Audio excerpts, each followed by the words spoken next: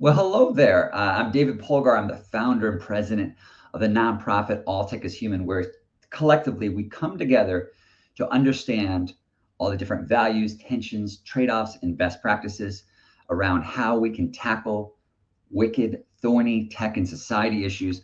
One of the thorniest issues that we're currently facing is the idea around youth, tech, and well being. As we've seen in the United States, where I'm based, I'm coming here from New York City. Do tell us in the comments where you're coming from. We'd love to see it. I know we have a very global audience. Uh, what we see in the United States is a lot of different debate around what we should do. So obviously, we know that there's immediate and concerning harms that are associated with social media platforms, specifically with youth and well-being. But at the same time, we know that there's incredible benefits. That's what we're always seeing at All Tech is Human. How do we reduce the risks while also maximizing the value in human connection? As we know, there's a multitude of factors that affect our overall well-being. And then specifically today, we're going to be talking about youth and well-being.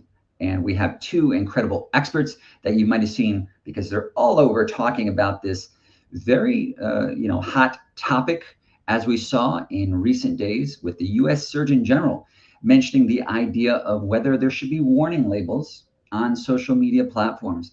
That, of course, has had a lot of different discussion. A lot of times we use analogies. Is social media, is it like a car? Is it like food? Is it like cigarettes? We're going to be unpacking that, and that's why I'm really excited to be welcoming on these two experts. I'll just read a little bit about their background and title, and then we're going to have this discussion. Everybody who's tuning in live, please use the comment section for your questions. We're going to be sifting through these, and then select questions will be brought up on screen for our discussion today. We're going to be here for about a half an hour. So Vashmi J is the founder and principal of VYS Strategies. She's also the former head of youth policy at a small company you may have heard of called Meta, where obviously her expertise and experience is going to be quite useful for today's discussion. We're also going to be evening out this discussion together with Dr. Megan Moreno, who's the professor of pediatrics and affiliate professor of education psychology at the University of Wisconsin-Madison. So Dr. Moreno, Vashnavi, welcome to this discussion for All Tech is Human. Thanks for having us. Thank you for having us. I'm glad you're both here. I know we've seen each other sometimes traveling throughout the country and the globe when we're trying to tackle these wicked tech and society issues. As I mentioned at the top, sure, it's been keeping you up at night. A lot of people asking you around the U.S. Surgeon General. And Vashmi, I know I saw you on a major media outlet talking about this as well. And then Dr. Moreno, obviously, your background, your research certainly is going to come into play about understanding the multitude of factors that could be impacting youth well-being. Vashmi, I'll start with you, and then we'll go over to Megan.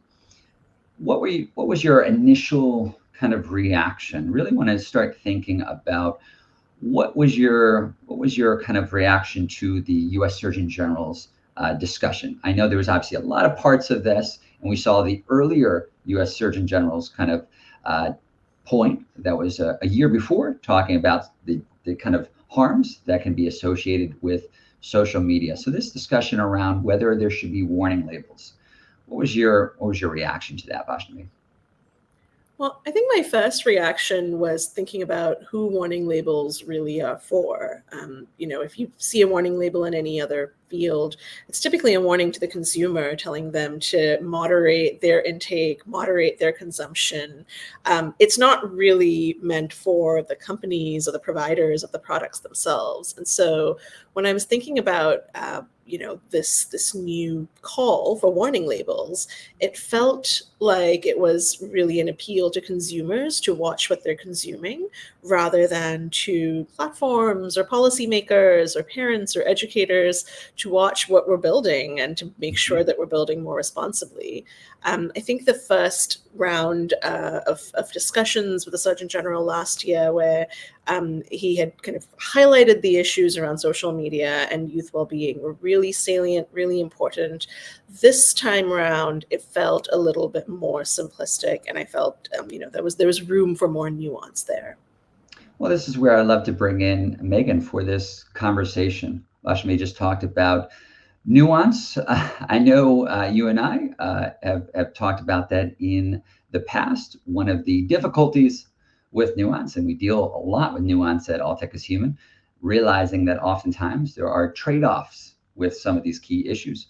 For example, we recently did a project, and we're continuing to do a project around reducing AI-generated CSAM, or child sexual abuse material, that deals with, one, trying to reduce something that is incredibly harmful, as we know, but at the same time intersecting with a deeply cherished civil right around privacy. How do we balance this? How do we talk about nuance when nuance sometimes is not as catchy, doesn't always hit the media attention? So, Dr. Moreno, any point on that around nuance, and then in addition, building on Vashmi's statement of your own reaction to the U.S. Surgeon General and social media warning labels as a concept?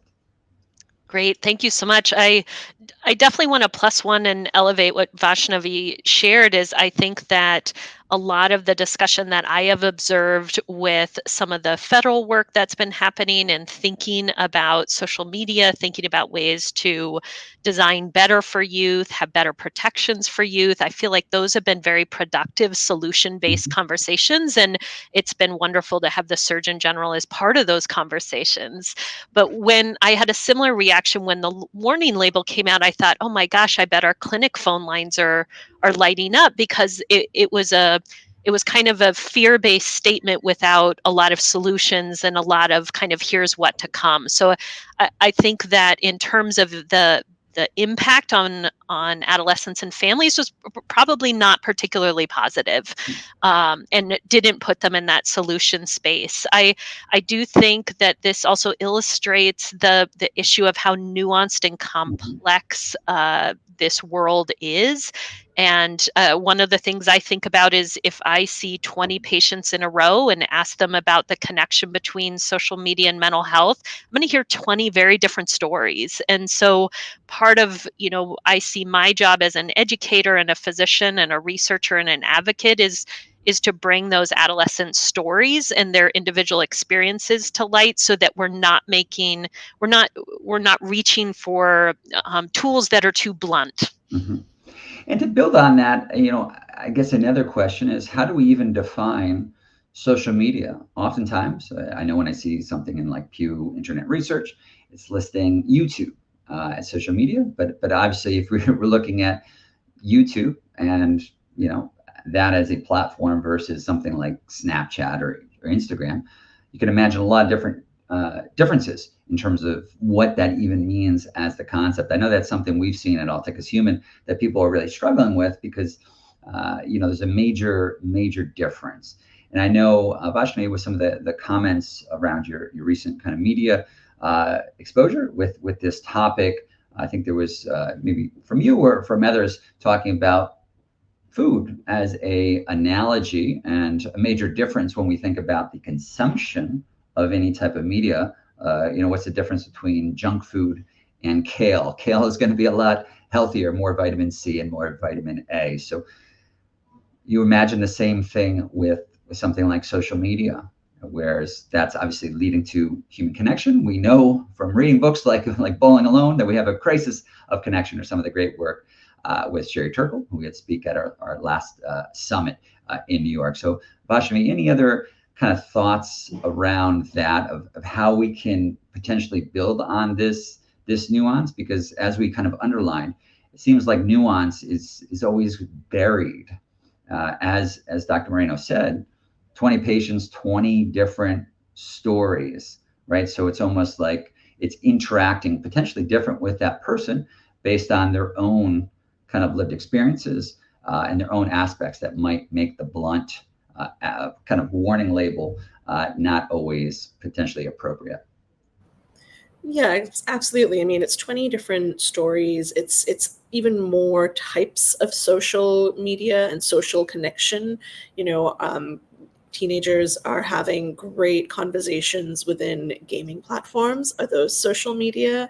When they're, having communications and direct messaging with one another or in group chat, is that social media? There's so many different types of social interaction taking place Mhm. that I think collectively get grouped as social media, that it's not clear what a truly meaningful warning label could say in this regard. I'd like to see how long it would be, and what exactly the language would be in there. And I think that's also why, if you look at the work that we do when we work with a variety of companies, but also with civil society groups and with governments, we're talking about the specific product, the specific intervention or design feature or content policy or enforcement process that is creating disproportionate outcomes or that's creating negative outcomes.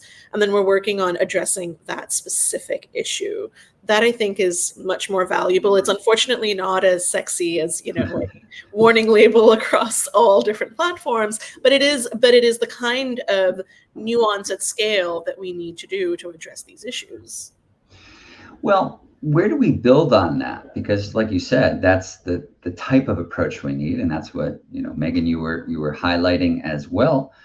But it seems like we are still kind of stuck in this moment where nuance is very difficult to create that traction. For example, I know there's been a lot of times where I've been on stage and I find it quite comical because the host or the MC or the moderator, I've been asked this question multiple times, and I'm sure you have as well, where I remember them saying, David, do you think technology is good or bad, right? Like making it into this binary, right? Nobody would ever say, "Do you think food is good or bad?" I said, "Well, actually, a lot of people have really hard relationships with food, or they might struggle, and there might be certain reasons why they're over consuming it or using it to maybe mask something else going on in their life. At the same time, we need food to be nourished. It's actually something that is quite necessary as a human. So, kind of viewing technology and specifically social media in that same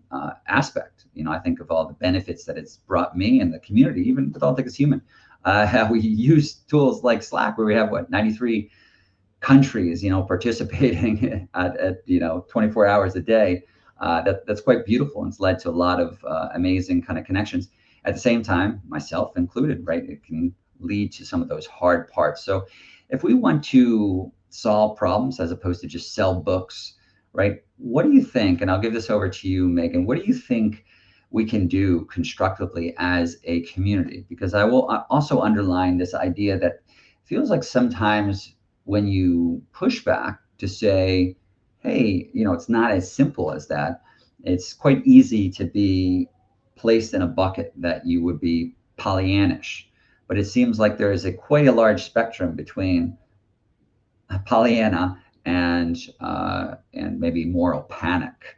It seems like there's this kind of silent majority, maybe in the middle, who's trying to understand how we can reduce these kind of immediate harms, understand the complexity, and then try to kind of co-create some better tech future that allows that human flourishing, and then specifically for the mental well-being of youth, and I would add adults as well. So Megan, any additional kind of thoughts and comments around there?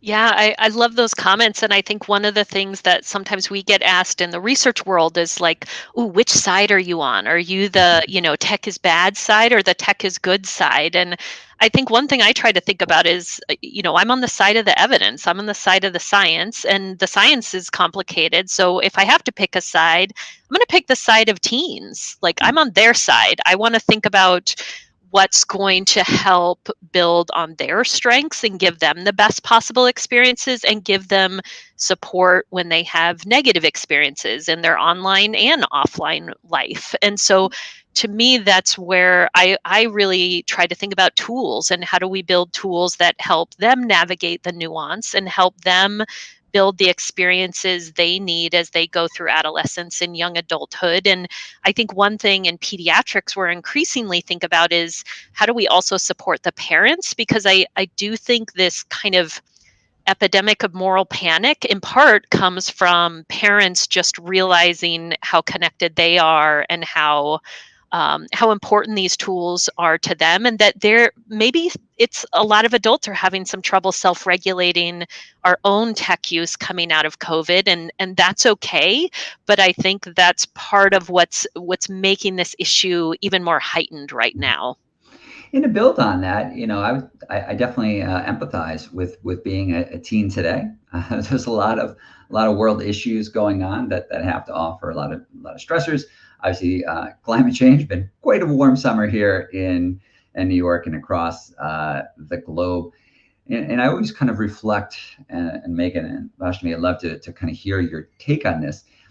How do we strike a balance around youth empowerment and also centering them on that discussion? Because it feels like there could be that danger if it bleeds too far into moral panic that we could be kind of overly paternalistic. So, for example, even when we think about how we all grew up, we would want a parent or guardian to be supportive, but not infantilize us, not create a scenario where we have, over protection in the sense that we're not learning from our own past mistakes, maybe, but also feeling that sense of agency. The name of our org is All Tech is Human. Obviously, I deeply believe in the idea of human agency. So something I would be concerned about is how do we make sure that we're not undercutting the agency of youth in this scenario to feel like they are determining their future, they're making their decisions, as opposed to being told what they can and cannot do, or that they cannot understand something.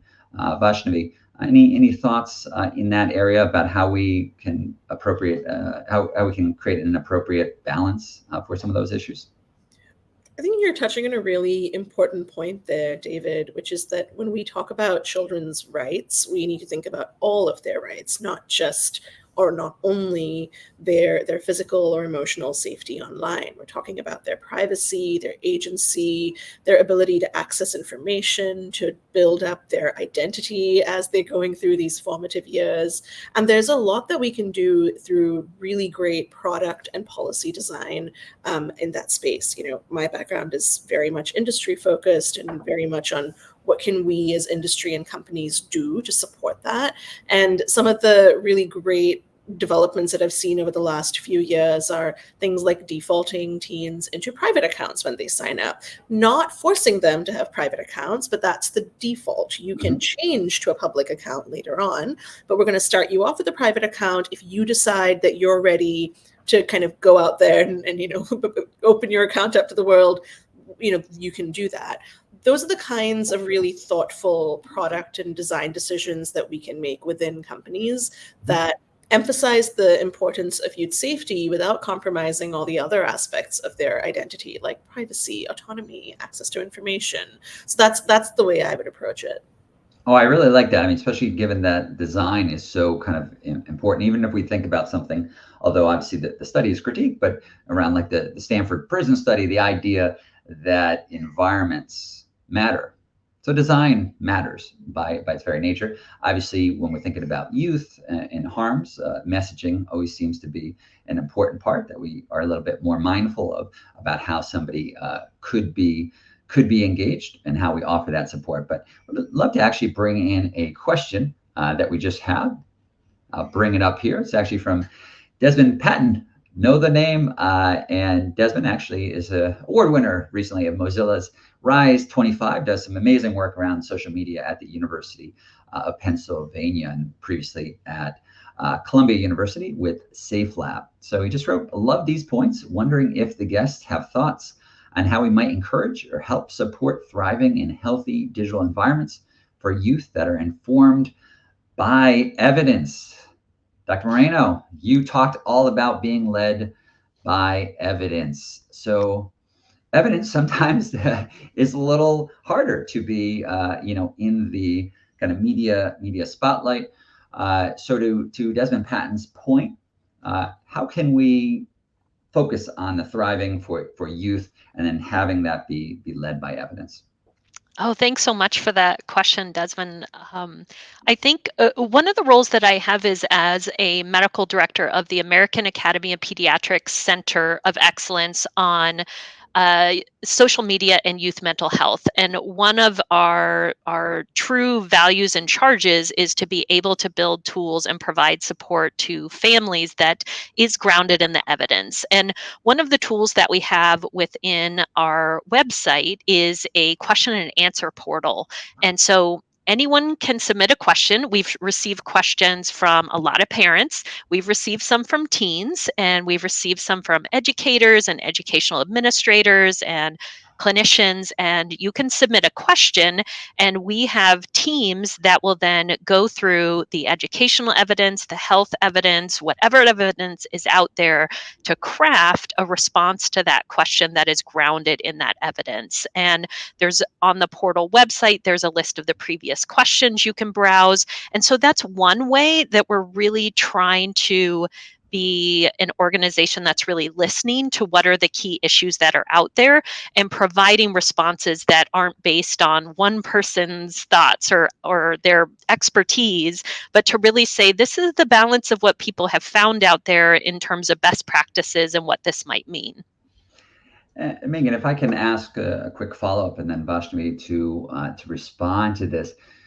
One of the tensions we deal with at All Tech is Human is around the delta or the gulf between the speed of innovation, which potentially is accelerating, and the slowness sometimes of our ability as a society to consider its social impacts, and maybe norms of behavior, create necessary guardrails and regulation and legislation. One of the tensions that seems to always come up is, and it was actually pointed out by the US Surgeon General, is that a lot of this thoughtful research takes numerous years if we want to kind of be led by the evidence, as I believe the Surgeon General said in his New York Times op-ed, and I'm just paraphrasing here, but the idea that, yes, we don't have a clear-cut statement on this, but we don't have time to wait. So it seemed like he was kind of pivoting towards, all right, well, we kind of know that there's significant harms, which I think most people would agree. So how do we get over that gap? That it seems like people want the immediacy of action, but potentially, as you were saying, there could be a danger around maybe using blunt force that potentially could have adverse kind of impacts, as opposed to lead in a better direction. Yeah, I think that does get at attention that technology is always moving faster than science, and science even is moving faster than published research out there.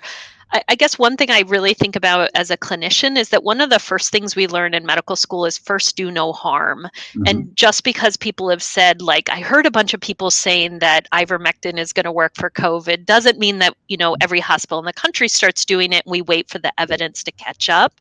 And so I tend to be someone that I think, if we're going to do something and do something that's going to have an impact on lives and behavior, we really do need to have the evidence to show that next step is necessary. Otherwise, I think we can go too fast and cause harm.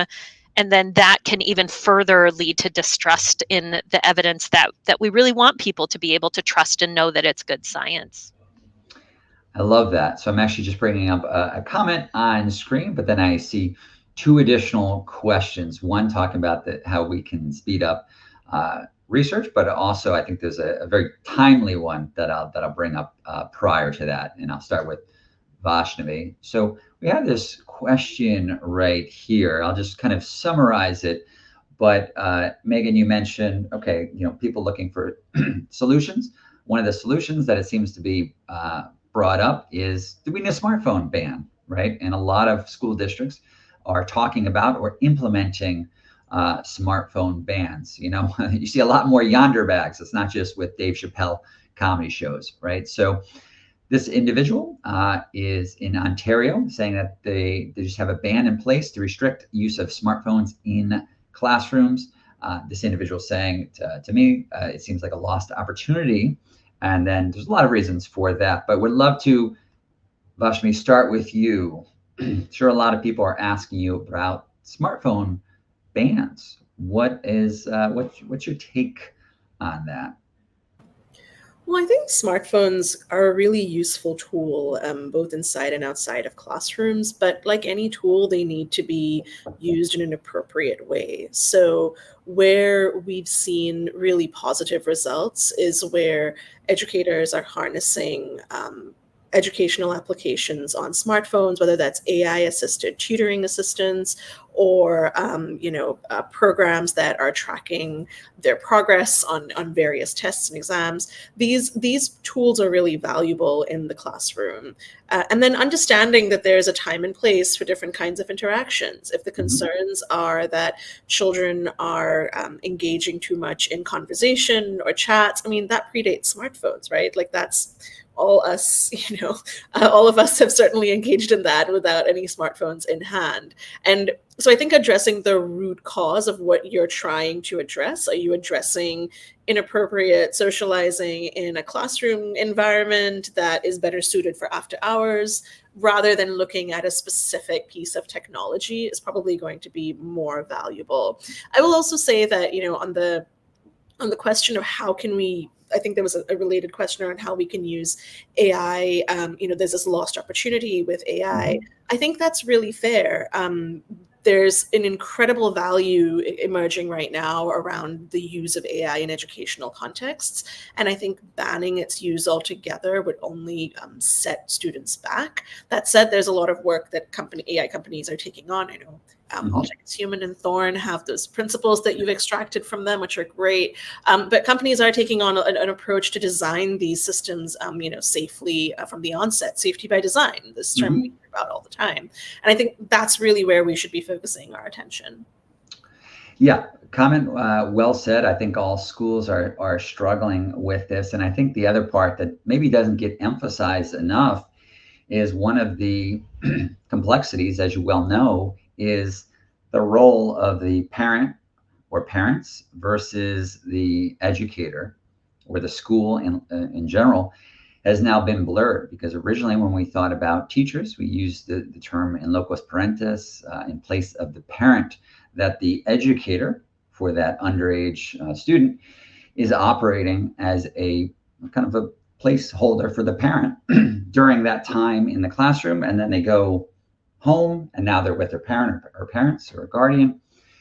And now, given that it leads and bleaches or kind of leaches over to social media, I think a lot of schools are struggling with the idea of what's school versus what is home. For example, one of the latest controversies is dealing with kind of the weaponization of social media tilted at actual educators. So there's been a couple major stories in the media over the last few days around students who are actually creating fake accounts for educators and then creating really, really salacious type of material or accusations that obviously can be quite harmful. But Dr. Marini, I want to go back to you because we did see a question around the evidence. So how can we, how quickly are you able to synthesize these findings and get them back to other, customers or individuals or maybe society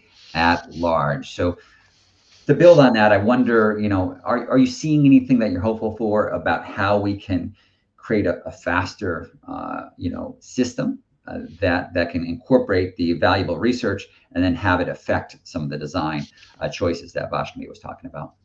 Yeah, thanks so much. That's such a great question, and I do think that there's some trends in some areas where we're seeing changes and changes that are fueled by tech that I think give a lot of reason to be optimistic about that. I think we see more programs and coalitions that are built to include folks from the tech industry, folks from nonprofits and academics together. One example is my research team runs a program called the Technology and Adolescent Mental Wellbeing Program, and David's been an advisor to us on that program, and that program has really endeavored to rapid fire research, be able to put it into open access places and have it reach end users. And we're certainly not the only ones doing that work. Another example would be the Center for Scholars and Storytellers that's run by Dr. Ools out at UCLA. They take research findings and translate them into operational ideas that both broadcast media as well as digital media can use. So I think there's a lot of folks out there that are really excited about these interdisciplinary environments and all that we can accomplish if we can build on all the strengths that we bring to the table. Definitely. And this podcast is a great example of that. That it is. And I will add that what we try to do at All Tech is Human, since we are nearing a close, we just have one final question, and we want to also hear where people can keep up with your work or if there's anything exciting on the horizon. But since there's so much to talk about and also changing circumstances, what we always try to do is how can we take today's discussion and how does that lead to our next evolution in our next in-person gathering, and how does that get incorporated into our reports? How does that affect additional conversations we're having kind of globally? How can we have a better kind of global dialogue to hear best practices, struggles people are having, what they're learning from it? I think we're trying to lean into the hope of the web is that we can have this collective intelligence and the beauty of the hive mind and the hyperconnectivity of sharing of information, especially when we talk about research educational communities. They tend to be a lot more pro sharing. It's not just about making money, it's about solving problems, right? It's about building on each other's great work. So this last question I'm just going to bring up, and again, as a reminder, since we are wrapping up here, we just want to find out from each of you, and Vashmi, I'll start with you. So what is kind of your favorite analogy? Mona is saying here, love these points. What are your thoughts on drawing parallels between social media and tobacco, or social media and cars? This is what I was talking about right at the top. We seem to have a lot of different analogies. So Vashmi, we'll start with you about, do you have your own favorite analogy? And then also the second part, where can people stay in touch with you and your great work, and anything else that you might want to highlight about what's on the horizon for you? I think social media and cars is my favorite analogy for a couple of reasons. Cars have incredible utility when safely driven. I remember remember reading about when the seatbelt first came out, and Volvo made it a signature staple of their push to be seen as the safest car around, a reputation that exists till today. But I think one of the most interesting things about the car analogy is that the people who built the cars didn't build the car seats. The folks who actually built new and interesting solutions around safety don't necessarily have to be the same people who build the initial products. I think that's a great opportunity for us as a society to look at where we can plug into these products and build really interesting safety solutions on top of that. We have a website, vianims.com, if you are interested in learning more. We also have a monthly youth tech policy newsletter on Substack that's free. It's called Quire, Quire, and you can sign up. And I think our next issue is actually going out next Tuesday, so you'll be just in time. Perfect. And we'll share these resources in our follow-up newsletter for All Tech is Human. And you can also find that at alltechishuman.org. So Vashmi will share those resources that you just mentioned with the post. So Dr. Moreno, we'll end with you about your favorite analogy, and then anything kind of exciting going on in your work and where people can stay in touch with your research. That sounds great. I also love the driving analogy, and I love especially the training to become a driver, that you need your parent really hands-on, but you need to develop independence. But my new favorite analogy came from a patient, and it is that social media is like sports. There's so many different types. People can pick and choose and do one sport or 5 sports. They have different levels of equipment that protect you, but we all know that going into sports without the safety equipment is not a good idea. Some of them promote a lot of teamwork. Some are more solo. Some have higher risk of injury. Some have lower. And they also foster things like comparison and competition, which we know are normal parts of adolescence, is to learn to navigate those. They can really bring people together as well. So I really love that analogy, and I love that it came from a teen. I do like that, right? And then certain sports like American football, you're going to obviously need a lot more production. Maybe that correlates with a certain platform. And then other ones like, I don't know, ultimate frisbee, probably a little safer. So you need less there as well.